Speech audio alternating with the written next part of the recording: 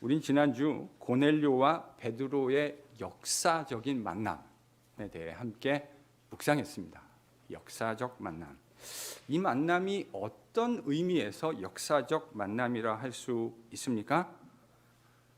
그것은 이 만남이 도대체 복음이 무엇인가라고 하는 것을 회화적으로 그 만남을 통해서 하나님이 우리에게 저는 보여주시는 것이라고 생각해요. 우리 조국교회의 복음 그러면 너무 오랫동안 죽어서 천국 가는 것. 물론 복음에 그와 같은 측면이 있는 것이 사실이죠. 부인할 수 없습니다.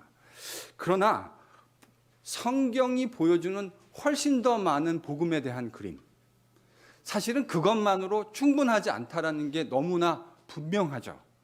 성경이 이야기하는 복음의 내용들을 보면 죽어서 천국 가는 이야기가 없는 거 아니지만 그것이 복음의 모든 이야기가 될 수 없다라는 사실이 너무나 자명해요. 성경은 복음을 그보다 훨씬 더 풍성한 언어와 풍성한 그림으로 우리에게 보여주고 있습니다. 저는 복음을 좀 이렇게 축소되는 느낌이 있기는 하지만 저는 교제의 회복이다라고 정의할 수 있다고 생각합니다. 복음이 무엇입니까? 하나님과 인간 사이에 망가졌던 그 교제를 회복해내는 겁니다. 하나님과 인간 사이의 관계가 망가진 것의 결과는 인간들 사이의 관계의 망가짐이죠. 세상에 왜 이렇게 나눠져 있고 반목과 질시가 있습니까? 그것은 인간이 근본적으로 하나님과 분리되었기 때문입니다. 하나님과의 교제의 단절이 그와 같은 결과들을 만들어내게 된 것이죠. 그래서 복음은 1차적으로 하나님과 인간 사이의 관계의 회복에 대해서 이야기합니다. 그래서 여러분, 복음을 그리는 유명한 탕자의 비유는 아버지와 아들의 깨어졌던 관계가 다시 회복되어지는 것으로, 그래서 그 아버지와 아들이 부자가 서로 목을 어긋맞히고 울고 있는 모습으로 그 감격적인 교제의 회복으로 복음을 묘사하고 있지 않습니까? 그 복음은요, 동시에 인간 사이의 관계의 회복도 의도하고 있습니다. 아버지와 아들 사이의 관계는 회복이 되어졌는데 그 탕자의 비유에 보면 큰형과 둘째 아들, 그러니까 큰아들과 둘째 아들 사이의 관계가 갈라져 있죠. 바로 이게 복음이 무엇인가를 우리에게 저는 너무나 선명하게 보여주는 그림이라고 생각해요. 복음이란 하나님과 인간 사이에 존재하는 장벽을 먼저 허무는 겁니다. 그 일을 예수 그리스도의 십자가와 부활의 복음이 이미 이루어내셨죠. 그리고 그 결과로 하나님과 인간 사이의 관계만 회복되는 것이 아니라 인간들 사이에 깨어졌던 관계도 회복해내는 것. 여러분, 이렇게 기독교의 복음을 총체적으로 그리셔야 합니다. 이 생각만 해도 가슴 설레이는 기독교 복음의 핵심.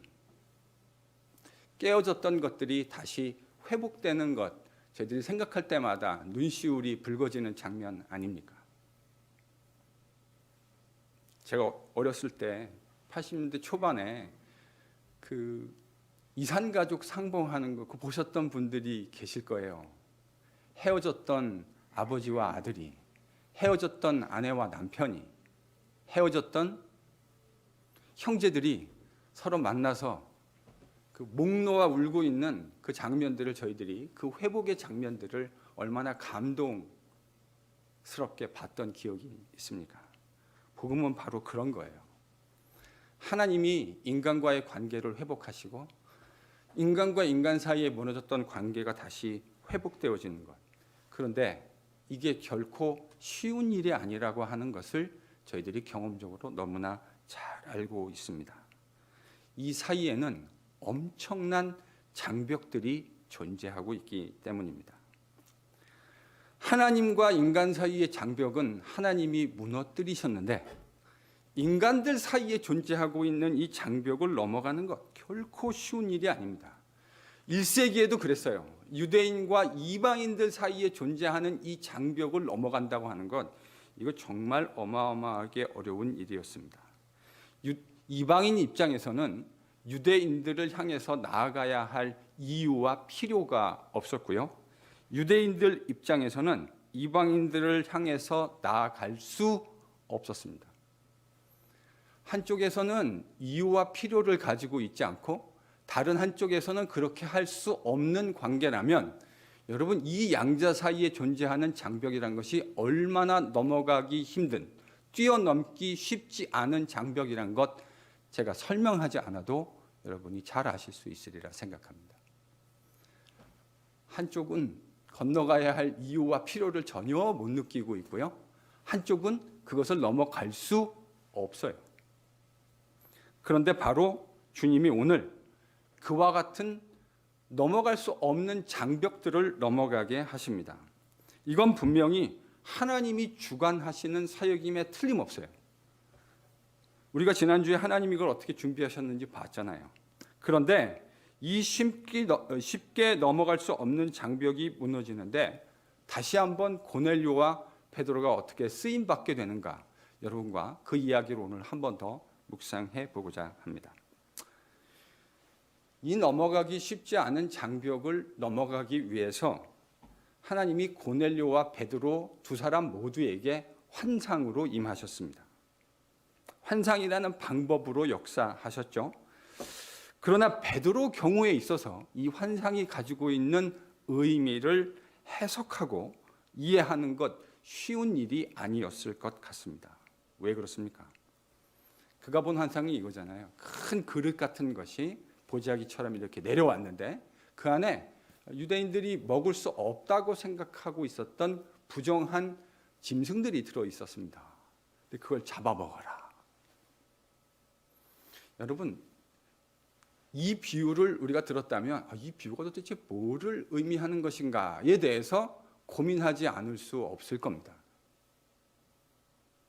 구체적인 맥락과 문맥이 주어져야 이 비유가 뭐를 의미하는지 이해할 수 있을 텐데 지금 베드로에게는 그 환상만 주어졌지 그게 뭐를 의미하는 것인지를 구체적으로 추론하고 연결점을 만들 수 있는 구체적인 내용이 하나도 주어지지 않았어요.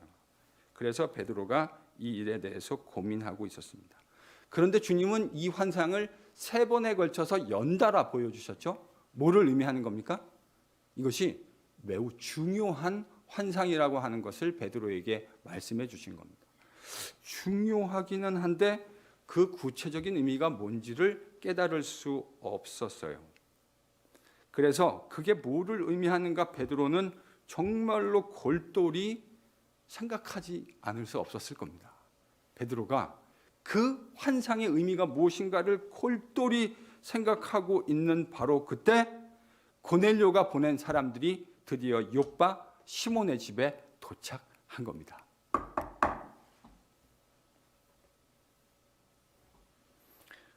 타이밍 보십시오. 기가 막히지 않습니까? 베드로가 그 환상의 의미가 무엇인가, 주께서 보여주신 이 환상의 의미가 무엇인가를 정말 골똘히 생각하고 있는 바로 그 타이밍에 고넬료가 보낸 사람들이 드디어 욥바 시몬의 집을 녹화한 겁니다.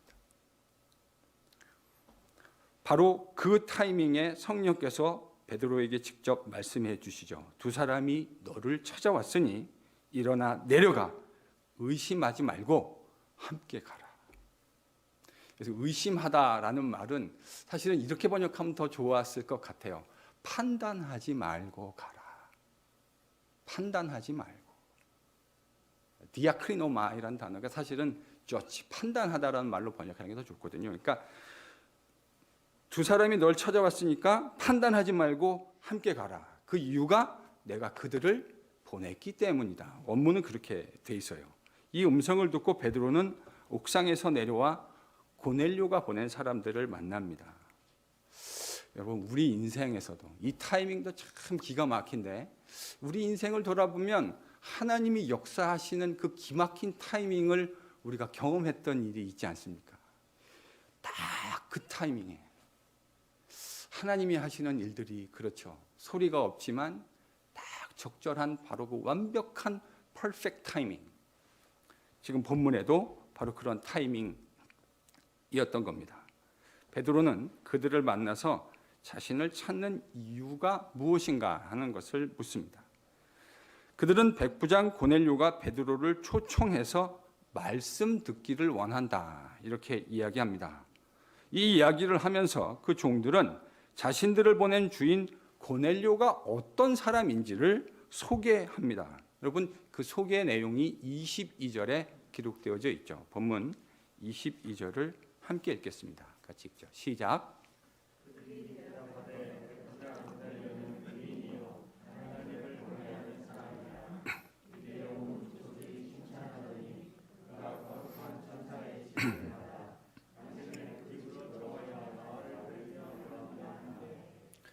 백부장 고넬료는 의인이다. 그는 하나님을 경외하는 사람이다. 참 좋은 평가이고 훌륭한 평가입니다. 그는 의인이고 하나님을 경외하는 사람이다. 근데 여러분, 이 평가라는 게 누가 했느냐도 참 중요하잖아요. 어떤 평가의 내용이냐라는 것도 참 중요하지만 그 평가의 주체가 누구냐라는 것도 참 중요한 것 같아요. 지금 이 평가를 하는 사람이 누굽니까? 고넬료의 종입니다. 저는 그래서 이 평가가 더더욱 의미 있다고 생각돼요. 예나 지금이나 평가는 윗사람이 하는 평가보다 어떤 조직이나 기업체나 뭐 학교나 회사나 윗사람이 내리는 평가보다 아랫사람이 하는 평가가 더 박하게 마련 아닙니까?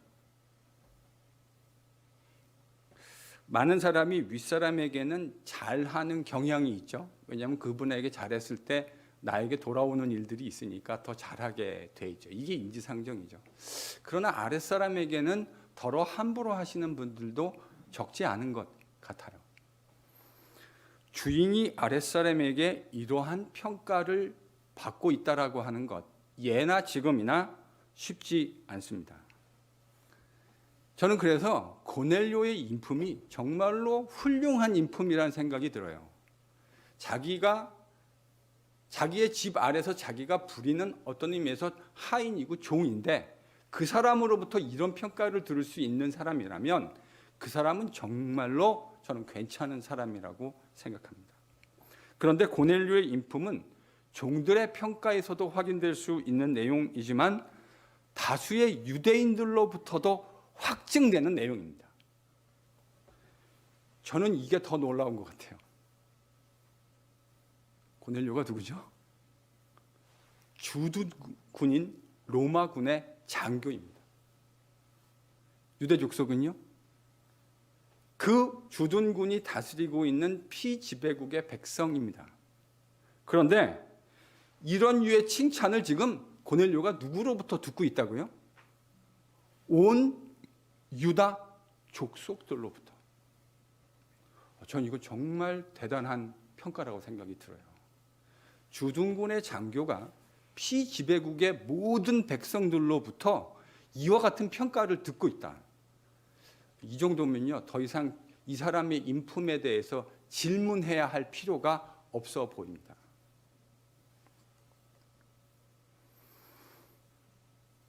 제초지종을 다 들은 베드로, 고넬료의 종들을 불러드립니다. 먼 길을 왔기 때문에 하루 꼬박 이분들이 걸어왔을 거거든요. 그래서 그들을 불러들여서 하룻밤을 보내고 다음 날 아마도 일찍 가이사라로 출발합니다. 그리고 그 일행들은 욥바와 가이사라 어딘가에서 그 여행을 하면서 또다시 하루를 묵게 되었을 겁니다. 그리고 이제 그 다음 날, 그러니까 고넬료가 제9시에 기도 시간에 성령을 통해 환상을 보게 되고 나서 바로 그 즉시 종들을 보냈고, 그 다음 날 가이사랴에 도착한 종들이 베드로와 하룻밤을 보내고 다음 날 다시 가이사랴로 길을 향해 떠났고, 어디선가 하루 가이사랴와 욥바 사이에서 하루 유숙을 했을 것이고, 그 다음 날, 그러니까 최초의 환상이 있고 난 후로부터 하루, 이틀, 사흘, 나흘이 지나고 다시 베드로가 드디어 이제 가이사랴에 도착해서 고넬료를 만나게 됩니다.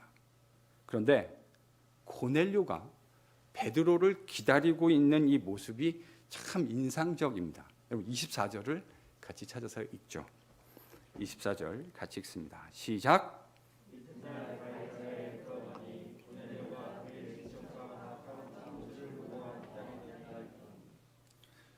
지금 고넬료가 어떻게 베드로를 기다리고 있습니까? 누구로 불렀죠? 친척들. 자기만 혼자 기다리고 있었던 게 아니고요. 친척들을 딱 모아놨어요. 또요? 가까운 친구들. 자기가 평상시 가깝게 지냈던 친구들까지 지금 누구를 막기 위해서요? 베드로 그 사람을 막기 위해서 이렇게 기다리고 있는 겁니다. 자, 보세요. 요즘처럼 셀폰이 있어가지고 지금 어디까지 왔냐 이런 거 말할 수 있는 타이밍이 아니라는 것 여러분이 너무 잘 아실 겁니다. 자기의 종이 떠난 시간, 가이사라부터 요빠까지 가는데 걸리는 시간들을 계산하고 바로 돌아올 수 없으니까 하룻밤 유숙할 거라고 계산했겠죠? 그리고 그들이 떠날 때 또 하룻밤을 유숙하고 올 테니 환상을 본 이후로 딱 4일째 되는 날 그들이 돌아올 것이라고 예측하고 친구들과 친척들을 다 모아놓고 베드로 오기만을 학수고대하고 기다리고 있었던 겁니다. 여러분 뭐가 느껴지시죠? 이 모습 속에서, 이 행간 속에서 여러분 뭐가 느껴지세요? 저는 고넬료의 가치가, 그의 가치 시스템, 밸류 시스템이 어디에 포커스되어 있는지를 너무나 분명하게 볼 수 있을 것 같아요. 고넬료는 하나님 중심의 사람이었습니다. 그는 생각하는 것이 그 인생에서 가장 중요한 것이 하나님이었어요. 이런 사람의 모습 속에 바로 이와 같은 고넬료와 같은 모습이 발견되는 거예요. 그의 인생에 진짜로 중요한 것, 명예도 아니었을 것이고 다른 그 어떤 것도 아닌 하나님이라는 분이 그 인생에 가장 소중한 분이었다고 하는 것, 고넬료의 태도를 보면 확인할 수 있습니다. 이런 고넬료의 태도를 볼 수 있는 것이 이 장면만이 아니죠. 25절과 26절을 보면 고넬료가 정말로 하나님 중심이었다라는 걸 또 확인할 수 있습니다. 여러분 25절, 26절을 함께 읽습니다. 시작.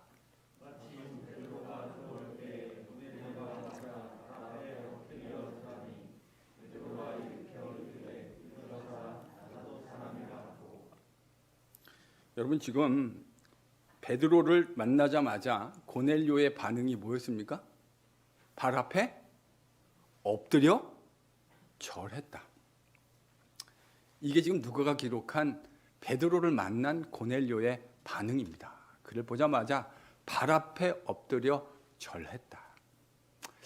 여기서 절했다라는 단어가 프로스큐네오라고 하는 헬라 말입니다.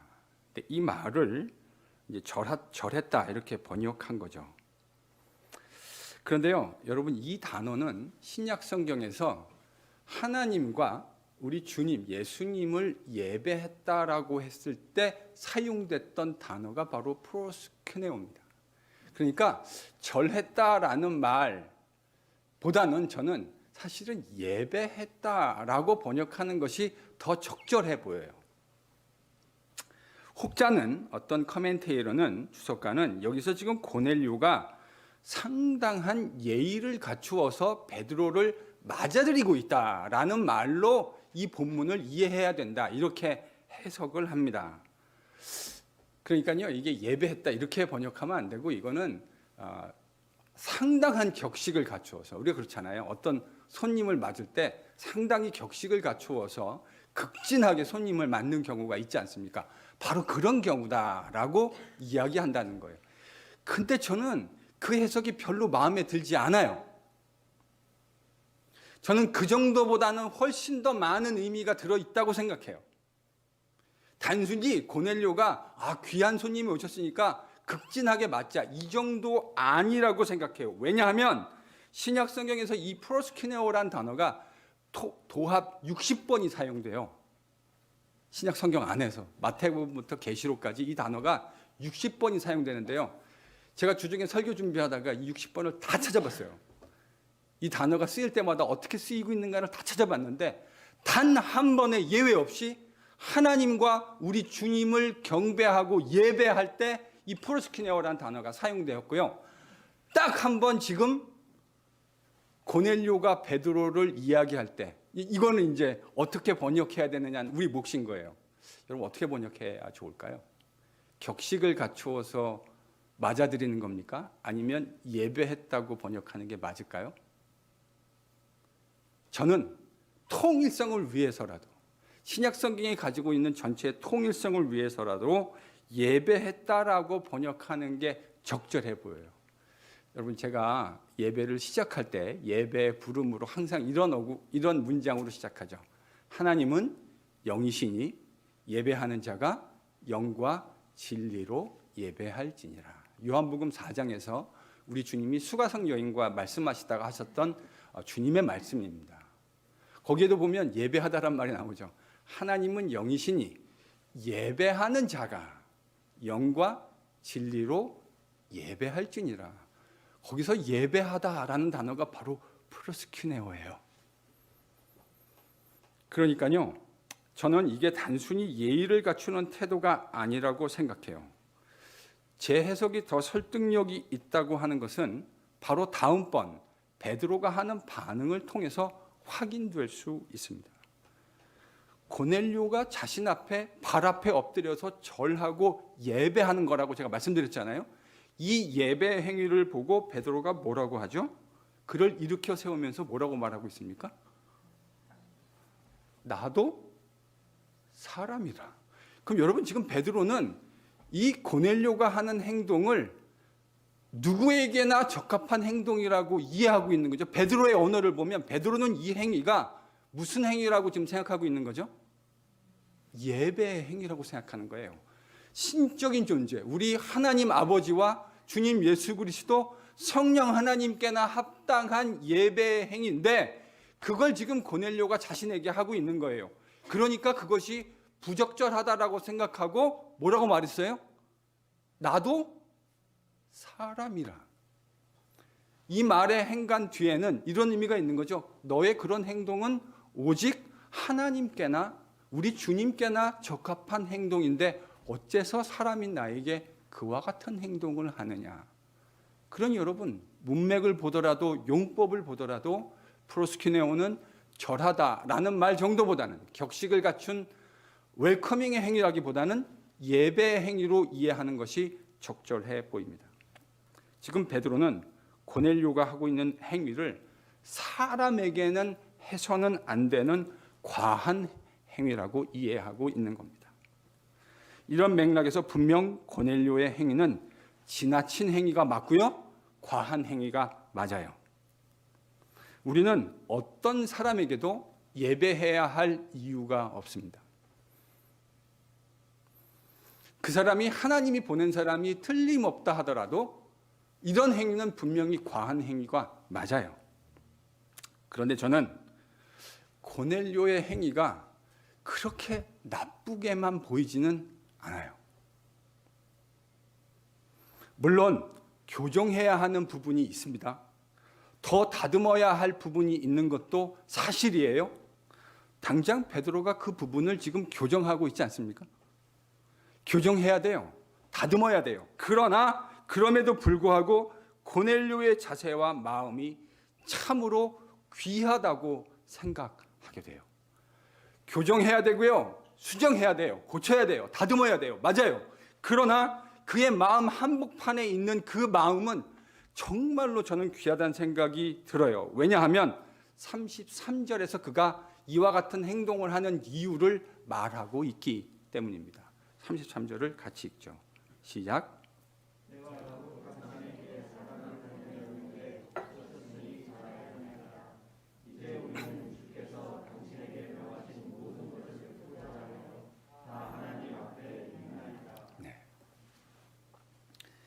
여러분 지금 이와 같은 행동을 하고 있는 고넬료의 진심이 33절에 표현되어져 있어요. 맞아요. 과한 행동이에요. 그렇게까지 해야 할 필요 없습니다. 그런데 베드로에게 왜 고넬료가 그와 같은 행동을 했는지를 고넬료가 지금 이야기하고 있죠. 그 이유가 무엇입니까? 베드로가 하나님이 보내신 사람이기 때문입니다. 베드로 개인은 고넬료와 다를 바 없는 똑같은 연약한 죄인 사람일 뿐이에요. 그러나 지금 이 순간 고넬료에게 베드로는 하나님이 보내신 사람입니다. 베드로는 틀림없이 주님이 사용하시는 종입니다. 그 과정을 저희들이 지금 베드로가 인도되는 과정을 다 봤잖아요. 주인이신 주님이 종이신 베드로를 어떻게 인도하셨는지 함께 묵상했습니다. 고넬료가 베드로에게 다소 과한 행위를 한 이유는 근본적으로 베드로 때문이 아닙니다. 베드로 때문에 이런 과한 행동을 한 것이 아니고 하나님이 베드로를 보내셨다라는 사실을 알고 있기 때문에 분명 교정해야 하지만 분명 수정해야 하지만 그러나 마치 베드로를 보면서 고넬료는 지금 누구를 보고 있는 것처럼 대하고 있는 겁니까? 하나님을. 여러분 이게 영성이에요.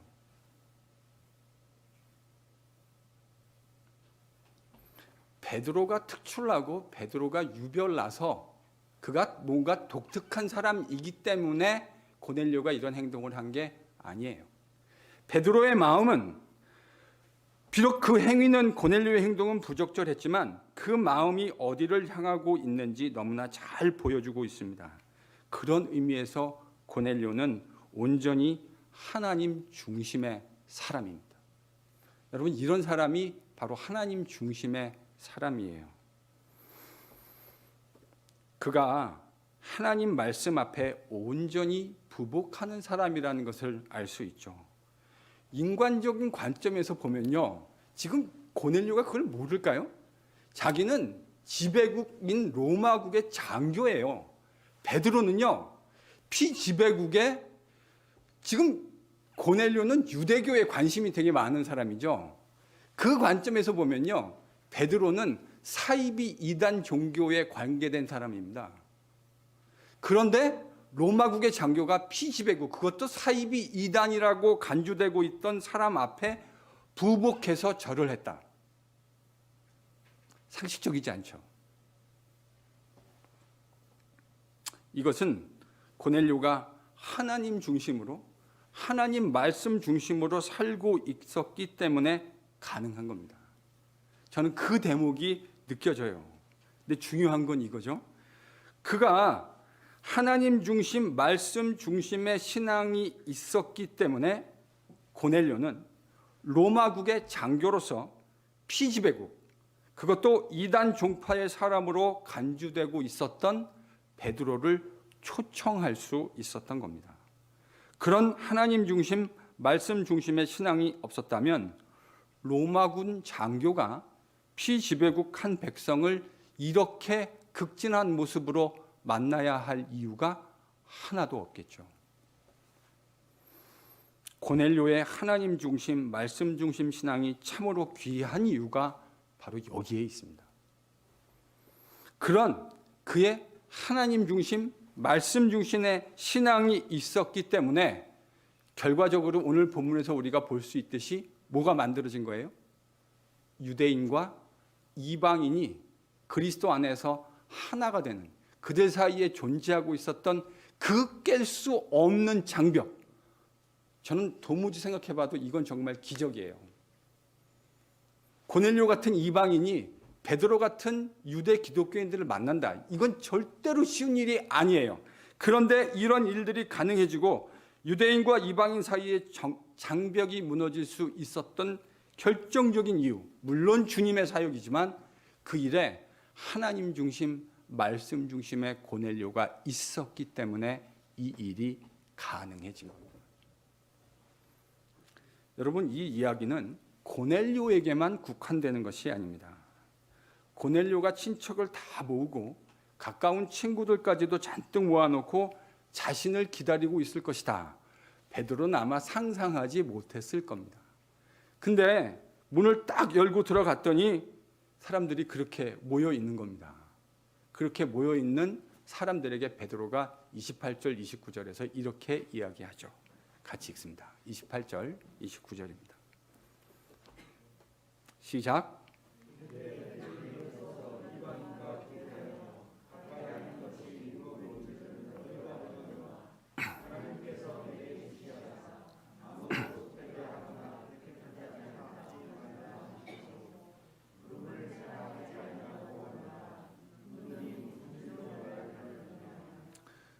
제가요 이거를 좀 그 현대적인 감각으로 다시 본문의 의미를 생각하면서 조금 의역해봤어요. 이렇게 번역해 볼 수 있을 것 같아요. 여러분, 유대인이 이방인과 교제하거나 가까이 하는 것이 금지되어 있다는 사실을 당신도 잘 아실 겁니다.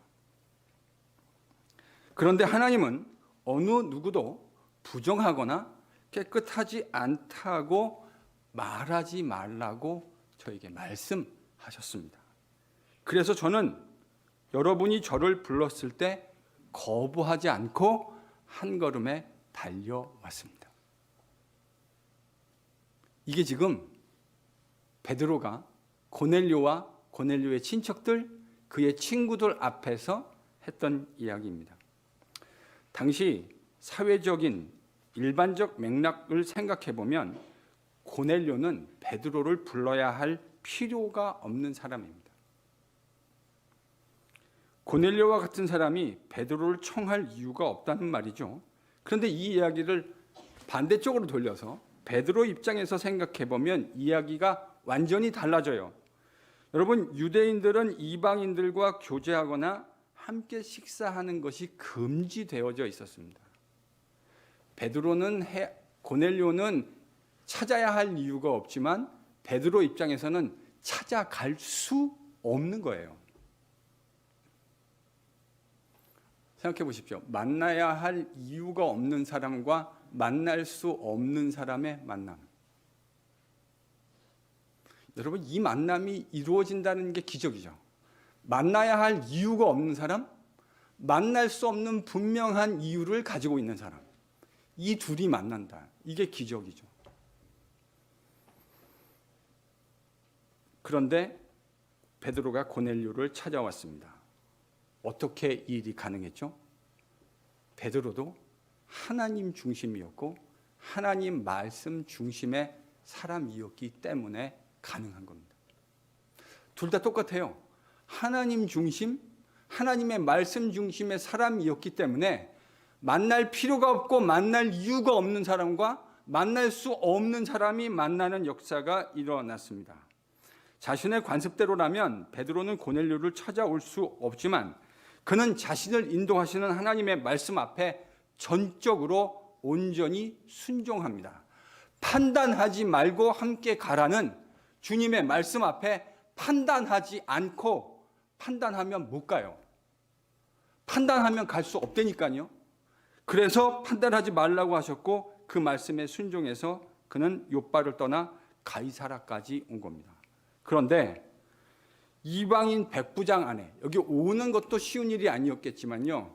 이 백부장의 집에 문을 열고 들어가는 일은 이건 정말 어려운 일이었을 거예요. 왜 그럴까요? 여러분, 예수님 당시 유대인들에게는 이런 격언이 있었어요. 어떤 사람이, 그러니까 이방인과 세리가 어떤 사람의 집에 들어가면 그 집 안에 있는 모든 것들이 의식적으로 부정해지느니라. 이방인과 세리가 어떤 사람의 집에 들어가면, 그러니까 제가 유대인인데 이방인과 세리가 제 집에 들어오면 그 안에 있는 모든 것들이 레위기의 규정대로 의식적으로 부정해진다고 유대인들이 생각하고 있었어요. 그런데 지금 베드로가 누구의 집에 들어가죠? 이방인이었던 고넬료의 집에. 거긴데 모여있는 사람들은 다 어떤 사람들이죠? 다 이방인들이에요. 우리는 이게 되게 쉬울 거라고 생각하지만 절대로 유대인 입장에서 이게 쉬운 일이 아닙니다. 일단 제가 이야기하잖아요. 이 일이 얼마나 쉽지 않은 일이었는지를 처음에 이 이야기를 하고 있잖아요.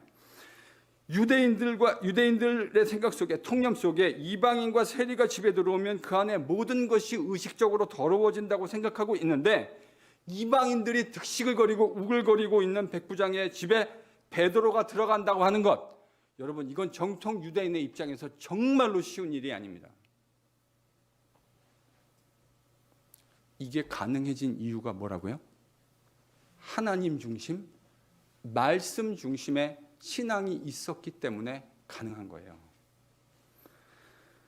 유대인과 이방인 사이에 존재했던 장벽이 무너질 수 있었던 이유, 고넬료도 베드로도 모두가 다 하나님 중심, 말씀 중심의 사람이었기 때문입니다. 그랬기 때문에 그들 사이에 존재했던 장벽이 무너지고 하나님이 새롭게 만드시는 인류가 만들어질 수 있었던 겁니다.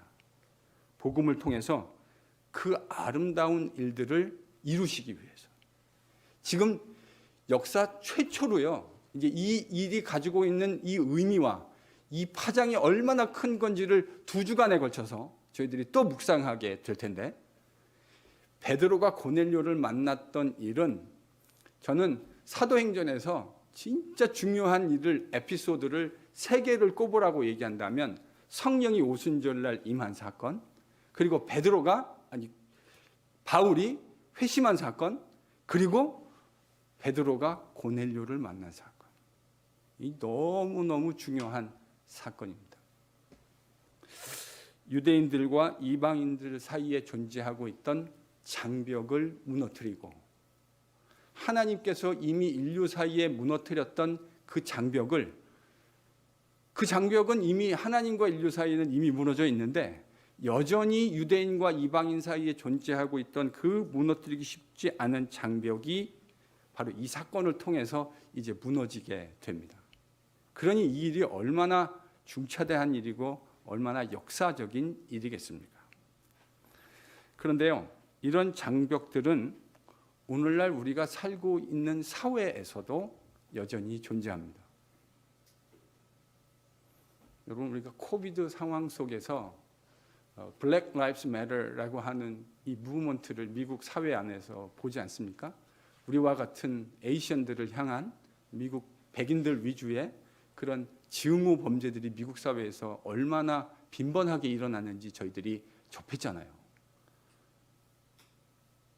정말 참 치사한 게 그 등치가 산만한 사람들이 남자들은 또 안 때리고요, 꼭 나이 드신 아시아 계통의 연세에 있는 우리 어른들을 지나가다 이유도 묻지 않고 무차별 폭행을 하는 내용들을 저희들이 미디어를 통해서 얼마나 많이 목격하고 접했습니까?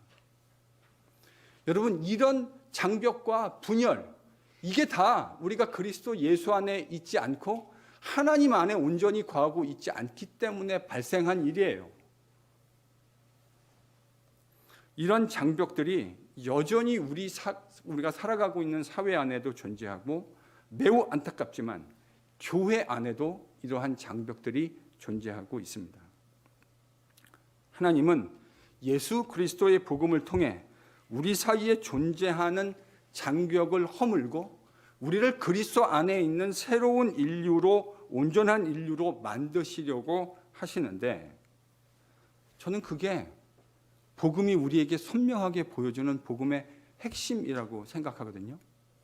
하나님과 인류 사이에 존재하는 장벽을 허물고 인류와 인류 사이에 존재하는 장벽을 허물어가는 것, 그게 바울이 이야기하는 복음의 저는 핵심이라고 생각이 되는데, 그런 의미에서 바로 그것이 하나님의 뜻이라고 저는 감히 말씀드리고 싶어요. 그런데 바로 이 하나님의 뜻을 이루는데 가장 큰 장애물이 우리 일대가 너무 많은 것 같아요. 하나님은 이미 하나님과 인류 사이의 장벽도 허무셨고, 또 그 결과로 인류 사이에, 우리들 사이에 있는 장벽들을 허물어 가기를 원하시는데, 그게 복음의 핵심인데, 그게 교회가 세상 가운데 보여주어야 할 모습인데, 바로 그런 의미로 바울은 그리스도 안에서 너희를 하나 되게 하신 것을 온전히 지키라라고 권면했는데, 이게 정말 잘 안 되는 것, 저희들이 너무 많이 경험하지 않습니까? 잘 안 되는 이유의 핵심이 다른 데 있지 않아요. 우리 안에 있다고요. 여러분이 하나님 중심, 말씀 중심의 온전한 사람이 되어 있지 않기 때문이에요. 그래서 장벽이 무너지지 않는 거예요.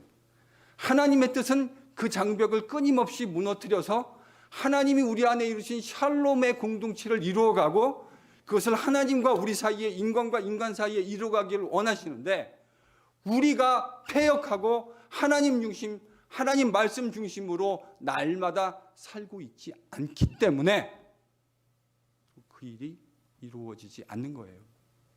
다른 이유가 있습니까? 하나님 말씀 앞에서 우리가 다른 이유를 핑계를 댈 수 있을까요? 세상에 사연 없는 장벽 없습니다. 들어보면요, 그렇게 된 거에 다 사연이 있어요. 장벽이 만들어지는 데는 나름대로 다 그럴듯한 사연들이 존재해요. 그러나 사랑하는 성도 여러분, 복음의 정신을 구현하는 것은 그 눈에 보이지 않는 장벽을 허물 때 가능해진다는 사실을 기억하셔야 합니다. 오늘 본문이 이야기하는 게 바로 그 이야기예요. 허물 수 없었던 장벽이 어떻게 허물어지게 됐는가? 베드로와 고넬료가 하나님 중심, 하나님의 말씀 중심의 사람이 되었을 때에 그 눈에 보이지 않는 허물 수 없었을 것 같은 장벽이 허물어졌다는 사실을 기억해야 합니다. 1세기 유대인들과 이방인들의 장벽이 무너질 수 있었다고 한다면 저는 세상에 무너지지 못할 장벽은 없다고 생각합니다. 1세기 문맥에서 유대인과 이방인 사이의 장벽이 무너질 수 있었다면 저는 이 세상에 무너뜨릴 수 없는 장벽은 존재하지 않는다고 감히 말씀드리고 싶습니다. 내가 가지고 있는 그 구구절절한 사연을 넘어서서 하나님이 중심이 되시고 그의 말씀이 내 삶의 중심이 될 때 우리도 그 극복할 수 없을 것 같은 장벽들을 넘어서서 복음의 정신을 우리 삶 가운데 구현할 수 있게 될 겁니다. 그 장벽이 무너져야 진정한 하나님과 우리 사이의 교제가 온전히 회복되고 동시에 그 장벽이 무너져야 진정한 성도의 교제가 가능해집니다. 그 장벽이 무너져야 교회의 교회됨이 회복될 수 있습니다. 그 장벽을 무너뜨려야 우리가 진짜 예수의 제자가 될 수 있다는 말입니다. 사랑하는 성도 여러분, 올 한 해 하나님 중심, 말씀 중심으로 사실 수 있기를 축원합니다. 우리 안에 존재하고 있는 그 눈에 보이지 않는 구구절절한 사연들이 있는 그 장벽들, 하나님 중심, 말씀 중심으로 온전하게 회복해가는 2022년 NGPC가 될 수 있기를 예수님의 이름으로 축원합니다. 기도하겠습니다.